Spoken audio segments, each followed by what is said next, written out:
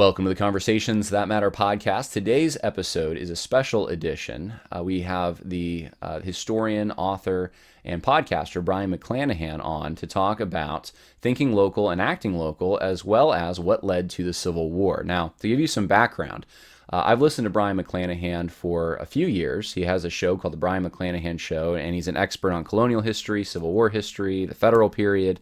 Generally, he talks about current events, and he relates them back to documents, original documents, and just has some really great content, in my opinion, if you're trying to understand the political situation in light of the intentions of the Founding Fathers, that kind of thing.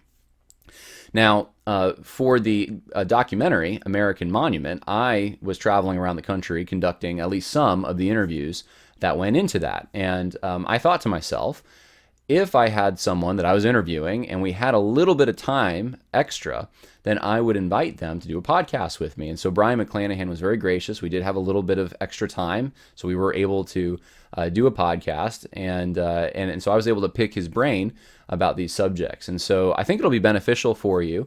And if you like what you hear, you might want to check out his podcast as well. And so if you haven't seen American Monument yet, please go to YouTube or Rumble. Last Stand Studios is the channel, and you can type in American Monument. It should come up that way as well. But hopefully you enjoy this bonus feature. This is really what this is, a bonus feature for the American Monument documentary. And anyways, let me know what you think in the comment section. One last final thing, I just remembered. This video was initially, I had an idea of doing different historical periods. So like a colonial history week, a Civil War history week, maybe even like a World War II history week. I had this big idea of doing this with different experts. And as time got away from me and I had so many other projects, it just wasn't happening. And so that's still something I'd love to do in the future. But the reason, if you're watching, you're going to see an intro that says Civil War Week is because when I was putting some of these together, I thought to myself, that's what this is going to be for. So it's not for that. We didn't have enough interviews to merit a Civil War Week or a Colonial History Week or anything like that. But that's why you're going to see that. So this is really just a extended conversation with Brion McClanahan after we did an interview for American Monument. And like I said, I hope you enjoy it.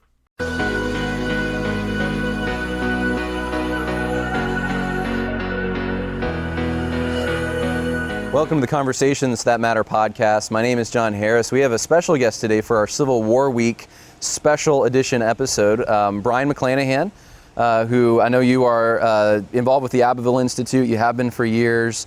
You've written a number of books on American history and now Southern history as well. You have your own podcast, The Brion McClanahan Show, which I do listen to. Today we're going to talk a little bit about kind of one slice of the pie. What led up to what is commonly called the Civil War. And in the popular imagination, slavery is the big word that most people would think of when they think of the Civil War. But in the sense in which we think about it today, it's not as, we think about it as a moral thing. And it really wasn't as simplistic maybe.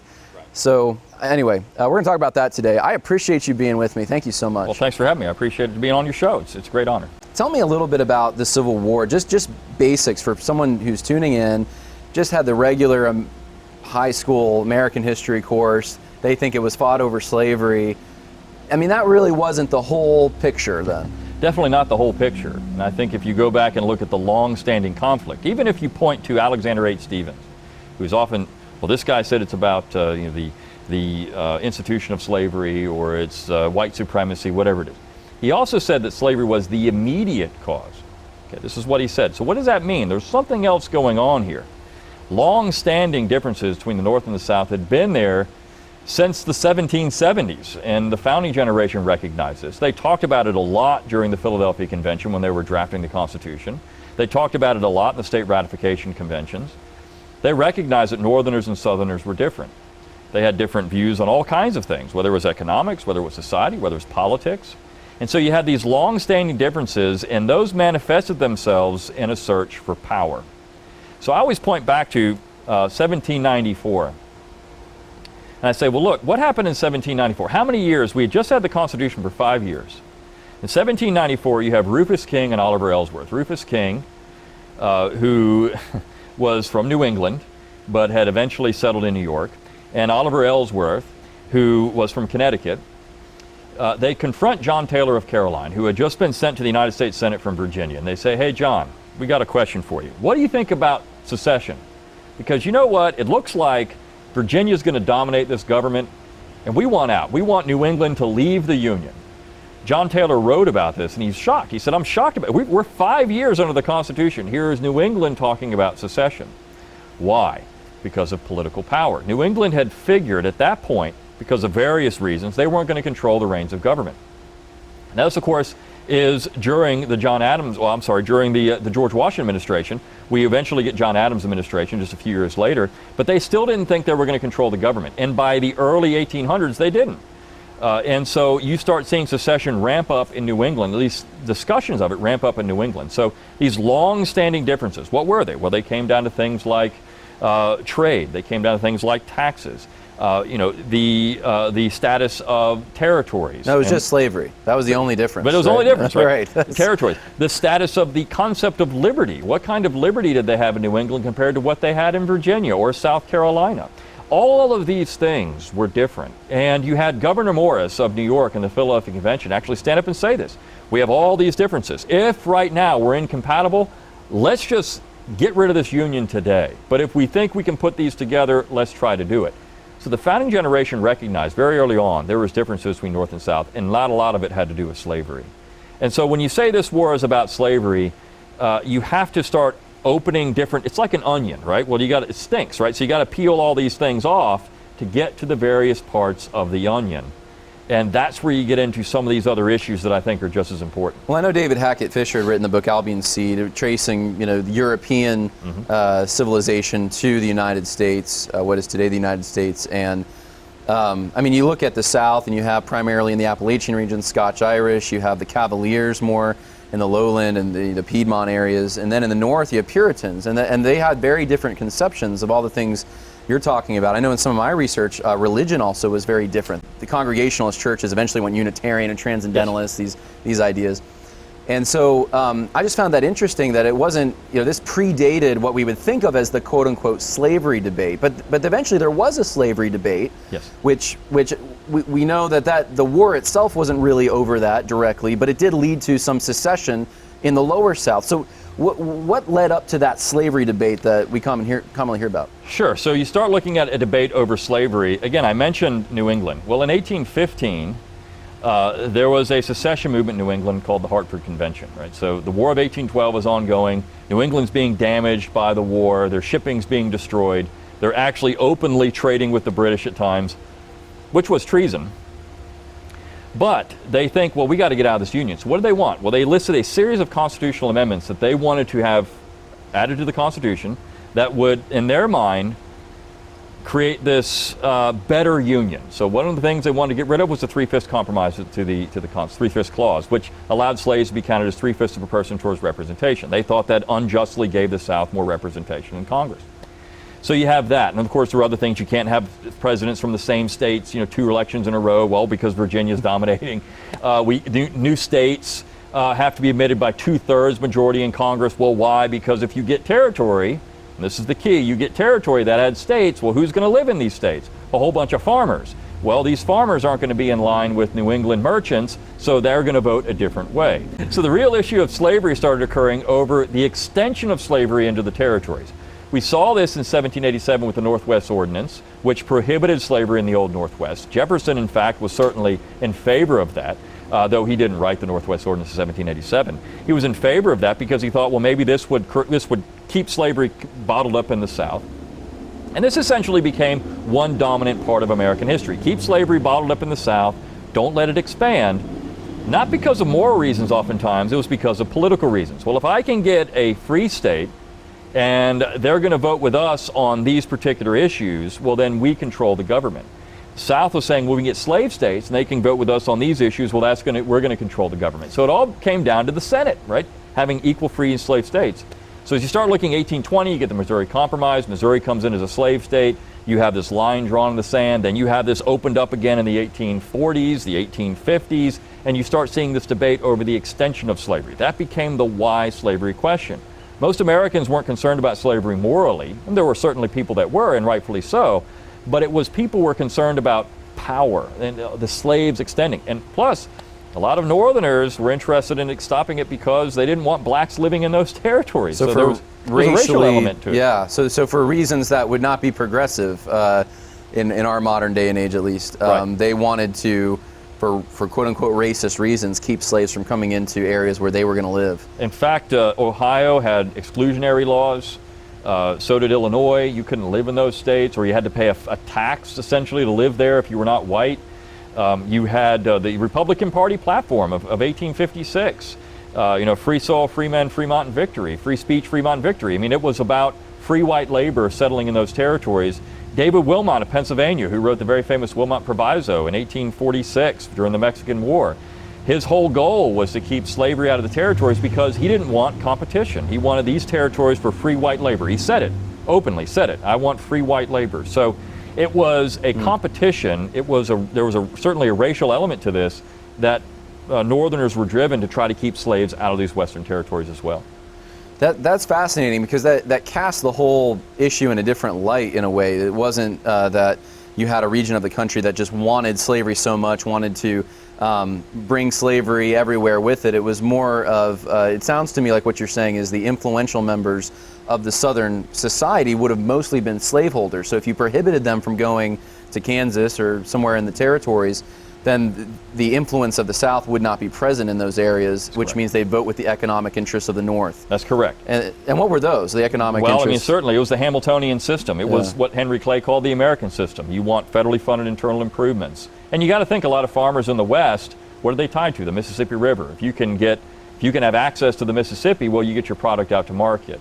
Of course, in New England, it was central banking. It was tariffs. It was things that Hamilton wanted in the 1790s that they were also in favor of. Now, the interesting thing about that, if you look at American history carried after the war, and you look at the populist movement, a lot of Midwestern, Western farmers who had been pro-union became populist because they figured out we cut a deal with the wrong side. We're farmers. Southerners were farmers. This economic interest is not ours. We might have been behind free land, Western land, or we might have been behind internal improvements, but we also got big banks, we got big corporations, we have big business now dominating these things, railroads coming out and steamrolling our land. I mean, this was something they couldn't get behind. That's just today's flyover country. That's correct. That's what red states, yes. And they could be in the Midwest, the West, or the South. They kind of think very similar to one another. That's interesting. So when you look at the Civil War itself, and you look at, so there were states in the Lower South who were concerned that the extension of slavery was going to keep them from being able to move to these Western territories and exerting their influence. You had most of the states in the Upper South, that wasn't their reason, right, for seceding. Absolutely not. I mean, you had in April of 1861, when Sumter was fired on, you only had 7 states out of the Union, and that was it. So you still had 8 slave states that were in the Union. So at that point, when Lincoln called for 75,000 troops to put down the rebellion, which was his word, then you had several states which had already explicitly rejected secession, secede from the Union, including Virginia, North Carolina, Tennessee, these upper southern states that weren't on board with the initial push for secession. They wanted to stay in the Union. They wanted to try to figure something out. You had a peace conference in January of 1861, which Lincoln, by the way, said, it's not going to work, and don't really buy into anything they're selling. And it was to try to come up with a compromise. How can we save the Union? How can we bring these southern states back in the Union? This was the whole point of the Corwin Amendment, which Daniel Crofts has pointed out was really the Lincoln Amendment. Well, we'll make slavery permanent in the South.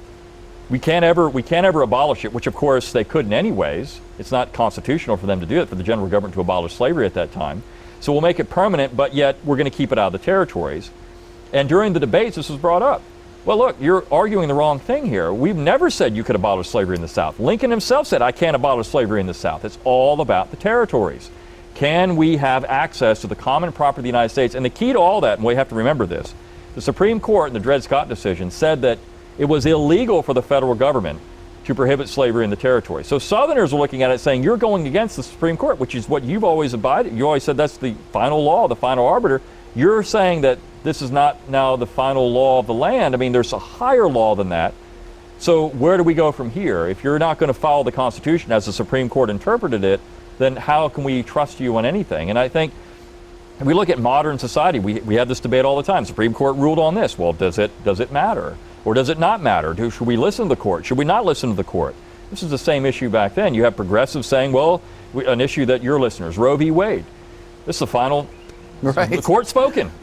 So if the court's spoken, well, if we're going to follow that line of thinking, then Southerners could say the exact same thing in 1858. The court has spoken. Yeah. You can't do these things now. So all these little nuances to this just doesn't make any sense. Well, I've been in my studying history, I've been in classes on other wars other than the Civil War, like World War II class, and you find out how complex some of the issues, all the nations that were involved in that, of course, very different motivations depending on what side you were on. And World War I is even more complicated. It's hard to even find who are the good guys, who are the bad guys.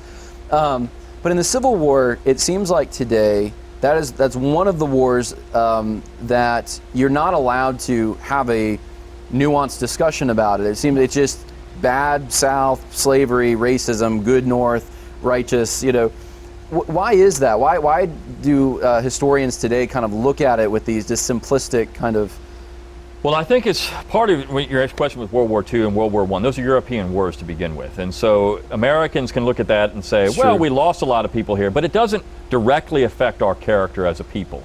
But that war here in America, it defines who we are. I mean, it was a turning point in American history. So if that's going to be it, then you can't just say, and I was reading a speech from a Northern partisan at a dedication to a Union monument in the 1890s. And he said, look, at the beginning of the war, it was all about saving the Union. We all recognize this. There was nothing there. But as we moved on, then it became something more righteous and just, because essentially what he's admitting, if this war was all about saving the Union, that would be an immoral war. You're slaughtering people just to keep people within a Union. So it had to be something bigger. It can't just be about a Union. If that's the case, that makes the North no different than, say, the British or any other imperial power throughout history that just slaughtered people to keep them just subjugated. Killed over 600,000 people, 1 million starving afterward to what? To preserve a union. To preserve a political entity. What does that mean? So it had to have some, think about American wars. We didn't just go into Iraq to topple Saddam Hussein. We went into Iraq to help the Iraqi people. You can't just do the one, you have to do the other. We didn't go into Vietnam just to topple a communist regime. We went there to help change the hearts and minds of these people and make them better. We built schools and hospitals and all this. This is the way the military started to sell these things. And so you have to have some other moral justification for this. This is kind of a hypothetical question, because you mentioned the Corwin Amendment, and if that passed, well, that would have enshrined slavery, for generations perhaps. But luckily that did not pass, and the way that slavery ended was probably the worst possible way, unfortunately, it could have ended under the circumstances of a war-torn region, mass starvation, etc. But if there had not been a war, was there another way? I know the rest of the world seemed to be able to kind of exit from chattel slavery, end it somehow in a peaceable way. Was there a way that this could have been avoided? That's a good question, and it's one that's very hard to answer. I think some Southerners viewed slavery as a progressive institution. They were trying to adapt it to the modern world. Well, can we use it in an industrial setting? Will it survive? Can we use it in factories? Can we use it? And there were some cases where they were trying to do that, ironworks and other things. So could it have survived another 30, 40 years? Absolutely. I think there's no doubt about that. But maybe mechanization, some other things, even public interest in ending the institution, I think there would have been more of that. The question then became, well, how do you do it in a way that's beneficial to blacks in America, that wouldn't put them into a situation where they'd be a permanent underclass? Because certainly this was discussed in the North. Well, you just make them a permanent underclass, and then they can't vote. They're just going to be a labor force. Well, you don't want that because that's dangerous and detrimental to those people. So then what do you do with the fact that people have sunk a lot of capital in this? Well, how do you deal with that? In other places it was, well, you have to pay them, there's compensation, there's other things. Even Lincoln was wrestling with this. He floated a compensated emancipation plan. In Delaware, in fact. Delaware was in the Union during the war as a slave state, and the largest slave owner in Delaware was a Republican. So he approached the Republican and said, hey, look, I want to, through a surrogate, I want to float this plan. How much would it cost to free all of your slaves? And he gave him a number. Lincoln looked at it, showed it to some advisors, and they said it'll never pass Congress. They're not going to pay that much money. So there's all these different issues. I think eventually the weight of public opinion would have gone against it, and you would have seen some gradual emancipation. Lincoln himself said at one point he's willing to extend it to 1890, even 1900 perhaps. It could have extended that long. And one thing you said about the Corn Amendment, it did pass the Congress, and some states did ratify it. So it was there. I mean, this was a very possible amendment to the U.S. Constitution. Yeah, it's interesting. I think it was Brazil. Brazil was the last country. Brazil, 1881. Yeah. Mm-hmm. Yeah. And they went that far, but didn't have a war over it. So to just kind of put a cap on all of it, though, so you have the war, not primarily slavery being the cause, but secession and then an invasion and a war.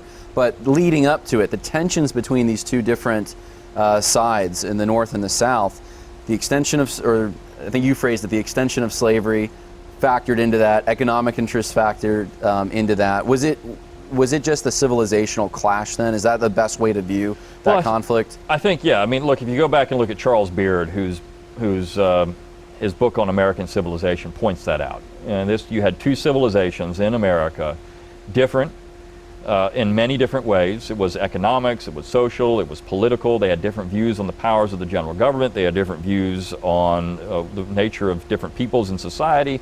They had different views on expansion. They had different views on economy. And I think eventually religion, you brought that up. You had the Puritans in New England, and then you had more traditional Episcopalians or Anglicans in the South. You also had other religions as well. But Southerners were certainly much more interested in a more traditional church than in New England. So you had all these things working against each other, and I think that civilizational clash was bound to take place at some point. It's just a matter of when. So are we still in that? Absolutely. I mean, has the war even solved anything? This is the major question. Is the war over? No, it never has been. I mean, if you think about a cultural war, it's never ended. I mean, we're still going through Reconstruction right now. And what America's, and that's because of one-size-fits-all government. What's happened is America's allowed the winners, the 50+1%, to dominate to the losers. And that culture at times is not going to be receptive to different people, whether you're on the right or the left. If Trump's in office, well, the left goes nuts, and they think, I mean, they want to secede. They want to secede. If Biden's in office or Obama, the right wants to secede. I mean, this is where we are, and I think this is when Governor Morris pointed out, if we have incompatible things right now, let's just get out of this thing and not worry about it anymore. And maybe more people should have listened to that back in 1787. There was real talk about disunion in 1787. The threat then was, of course, that you had the British and the French, and they would just come in and take over the South, the North, right. And you'd have all these conflicts here. So you can understand there was this real fear about it then. Well, we got to keep this thing together because we got these other big powers out there that could just take us over. Yeah. Now, I don't know. I mean, you've got Texas, which is the size of many European countries. Florida, you've got states that are the size of European countries. Would that be so easy to take over? Definitely not. Right. And so I think that's why people are openly talking about it again. Well, in closing, this is a good kind of opening, I think, for what you advocate on your podcast and in your writings. I mean, I don't know if you came up with it, but the tagline, think local, act local, I know you, I think it says that at the beginning of your show in the intro. What should Americans, who want to think local and act local and not be part of this Cold War that we're still in, what should they be doing then? Well, I think when you look at this idea of federalism, what does that actually mean? It means local communities. It means working within yourself. I always say start with your family first. You can't do anything unless you start with your family first and work out from there. I mean, Aristotle said this, the family is the most important part of if you just want to look at philosophy, the family is the most important thing. Then you go to your local community. It's your town council. It's your county commission. Those are two areas that you can have a lot of impact. If you think about it, if you and I wanted to have a rally and we had 100 people that thought like us and we could go and rally for something, and we took those 100 people and we went to Washington, D.C., and we went to the steps of the Capitol. We had 100 people on the steps of the Capitol. Now in COVID, we'd probably all be arrested and, for not wearing masks or something. But before, in normal times, when you had 100 people, nobody would pay attention. nobody would even come out and look at that. But if you and I took 100 people and we went to the steps of your local county, city hall, and we said, hey, we want this done, the mayor is going to pay attention, the county council is going to pay attention to what you're doing. So local is always good. And you know who also knows this? The left knows this too. George Soros is pumping a lot of money into local action because he knows this is how you can change society. Your local school board, what's one of the most important things? Educating kids. That's what we're doing here, educating kids.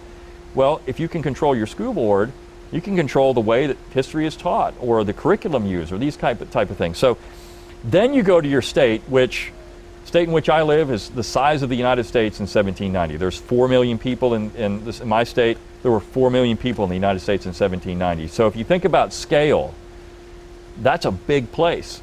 Think about California. I try not to. But if you think about California and the representative ratio there, it's awful. But it's a huge place. Yeah. So people in California that feel lost, well, but you have your local. You could change things in your local community and just say, you know what, we're just going to kind of not literally wall ourselves off, but we're going to wall ourselves off from some of these terrible things that are happening in our state, and we're going to try to create a real environment here that's just normal. Yeah, and some places are doing that. You can open your business here. You don't have to wear a mask. On your private property. They're trying to change their local community, and it's out of step with the rest of the state. Yes. It's an interesting phenomenon. I don't know where this is all going to go, but it's certainly interesting. I didn't know where this discussion was going to go, but to have this discussion kind of in the context of the Civil War, looking kind of where we're sitting to where we're sitting here now in 2021, some things have changed, some things haven't. Yeah, they really haven't. I mean, history is timeless in so many ways. We talk about the same things over and over again. I think that's because of the structure of America. First of all, one of the great things about America, and I know the left is trying to shut this down more than anything else, is free speech. It's for you and I to have this conversation about things that are important to people and to have the ability to go on and have open discussion. I don't want the left to be silenced. They should be able to speak freely what they want to say, and we should be able to combat that with our own voice.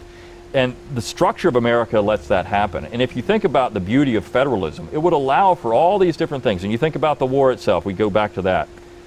It would allow for different communities to have different things. And of course, well, what about slavery? Well, I understand that was, we don't want that, right? That's a bad thing. It's good that it's over. Nobody wants slavery. But it would allow the North to be the North, the South to be the South, the Pennsylvania to be Pennsylvania, New York to be New York. This is what the beauty of it was. Well, I think about the abortion issue. You brought that up earlier. I mean, a lot of money is poured into pro-life national organizations, and they have little to show for what they've done. But if you went to your town, your local town, your county, your state, you can probably get a whole lot more done. And some states have tried to do that. Sure, absolutely. And of course, then you get in the issue of the Supreme Court again. We brought that up, and then what do you do? So we have all these different, hypocritical things for one side or the other. I mean, history is a mess. And I think that's the complexity, going back to your original question. Yeah. Why is everything so simple? Well, it's not. History is not black and white. It's a lot of gray. And I think that's the important thing about it. Mm-hmm. And the war is that way too. This why slavery issue is not about a moral crusade on one side and an immoral crusade on the other. Certainly there was part of that. There were abolitionists fighting to free slaves. There were Southern slave owners fighting to keep slaves. We know that happened. But for most people, it was something even bigger than that. For some, it just came down to these people invaded my town and I'm going to want to kick them out. Or others, it's because, well, this is the founding fathers and there's been a lot of work done on this. I'm going to go fight to save the Union. I mean, so everybody had different motivating factors.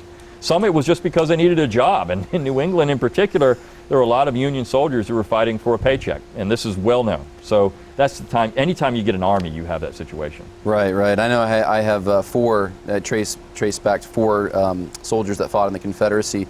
Poor as dirt, never would even dream of owning a slave or anything like that. But again, invaded. And that was the reaction. And I think that for most people who live in the South or who have that heritage, that's what they're thinking about when they see these monuments that are being torn down and everything else. And the same for the North. I have family that's fought for the North, and I wouldn't want to see their monuments taken down either, because I do know that both sides, there were good men in both armies, and they recognize that themselves. And this is why after the war is over, you have Union and Confederate veterans getting together and shaking hands and saying, look, let's just bury the hatchet. I mean, we were both doing what we thought was right. We were both fighting for our own cause, whatever that cause may be. You fought well. We fought well. Let's just say it's over. And that reconciliation was important for America for a long period of time. And that reconciliation is what's over. I mean, that's the sad part of it all. Well, it allows someone, and let's go back to the think local, act local. It just allows someone to appreciate the differences that exist somewhere else, and that you don't have to be like me in every way, or the region that I live in. You can be yourself over there. You can, I think you've said before, sweep your own porch kind of thing. And that's what I want to encourage people to do. And if anyone listening wants to, this has been a kind of I think a helpful conversation, and probably raised a lot more questions than even it's answered. But if you want to know more, you can go to, is it BrionMcClanahan.com? Yes, with an O, Brion with an O. Brion with an O, BrionMcClanahan.com, and you can check out his books and resources. And you have these discussions on your show all the time about thinking local, acting local, history. I find it fascinating, and I just appreciate you giving me some of your time. Yeah, thanks for having me on. I appreciate it. Yeah, God bless.